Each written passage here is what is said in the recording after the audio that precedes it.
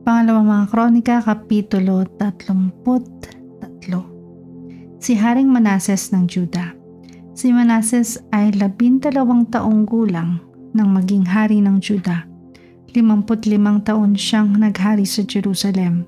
Hindi kinalugdan ni Yahweh ang ginawa niya sapagkat tinularan niya ang kasamaan ng mga bansang pinalayas ni Yahweh sa lupaing iyon nang sakupin iyon ng bayang Israel. Muli niyang itinayo ang mga sambahan ng mga pagano at winasak ng kanyang amang si Ezekias. Nagtayo rin siya ng mga dambana para kay Baal, gumawa ng mga imahen at diyosang si Asherah at sumamba sa mga bituin. Nagtayo siya ng mga altar ng mga pagano sa templo, sa lugar na sinabi ni Yahweh kung saan siya sasambahin magpakailanman.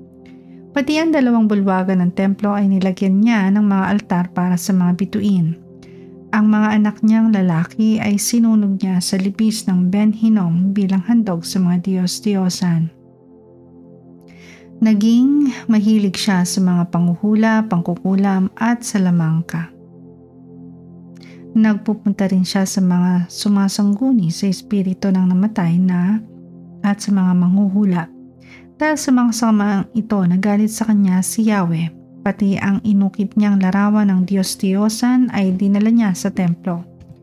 Tungkol sa templong iyon ay sinabi ng Diyos kay David at sa anak nitong si Solomon, "Ang templong ito sa Jerusalem ay pinili ko sa mga lipi ng Israel upang dito ako sambahin magpakailanman.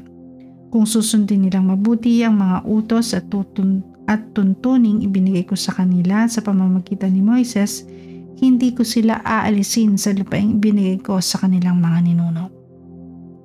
Ngunit, inilagaw ni Manases sa mga taga-Juda at Jerusalem. Inakay niya mga ito sa mga kasamaang masahol pa sa kasamaan ng mga bansang nilipol ni Yahweh nang sakupin iyon ng bayang Israel. Ang pagsisisi ni Manases. Binigyang babala ni Yahweh si Manases at ang buong bayan, ngunit ayaw nilang makinig.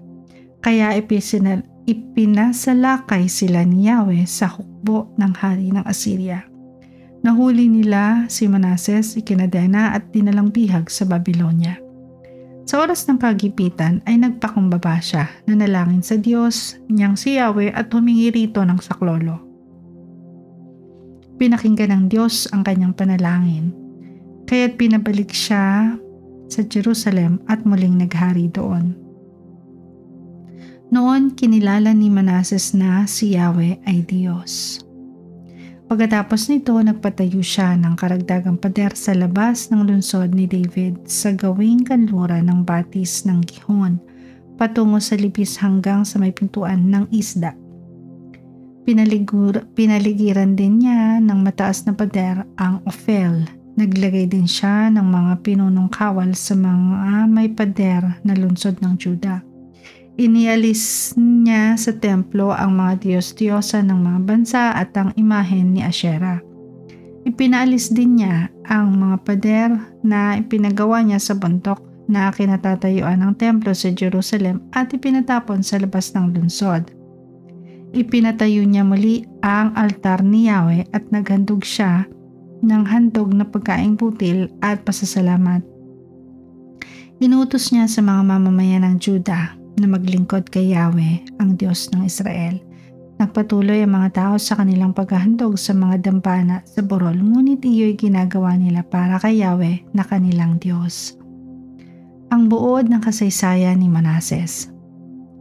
Ang iba pang ginawa ni Manases, ang panalangin niya sa kanyang Diyos at ang mga pahayag ng mga propetang nagsalita sa kanya sa pangalan ni Yahweh, ang Diyos ng Israel, ay nakasulat sa kasaysayan ng mga hari ng Israel. Ang kanyang panalangin at ang kasagutan ng Diyos dito, gayon din ang mga kasalanang ginawa niya ay nakasulat naman sa kasaysayan ng mga propeta. Naroon din ang tungkol sa mga ipinatayo niyang mga sambahan ng mga pagano, ang mga ipinagawa niyang larawan ni Asherah at ang mga ginawa niyang Diyos-Diyosan bago siya nagbalik loob sa Diyos. Namatay si Manases at inilibing sa kanyang palasyo. Humalili sa kanya bilang hari ang kanyang anak na si Amon. Si Harang Amon ng Juda. Si Amon ay 22 taong gulang na maging hari at 2 taon siyang naghari sa Jerusalem. Tulad ng kanyang amang si Manases, ginawa rin niya ang mga bagay na hindi kalugod-lugod kay Yahweh. Sumamba siya at naglingkod sa mga Diyos-Diyos ang ginawa ng kanyang ama. Ngunit hindi tulad ng kanyang ama, hindi siya nagpakumbaba kay Yahweh. Mas malaki ang kanyang naging kasalanan kaysa sa kanyang ama. Nagsabwatan ang kanyang mga tauhan at pinatay siya ng mga ito sa loob ng palasyo. Nagalit naman ang mga taong bayan at ang mga tauhang iyo'y pinatay din nila.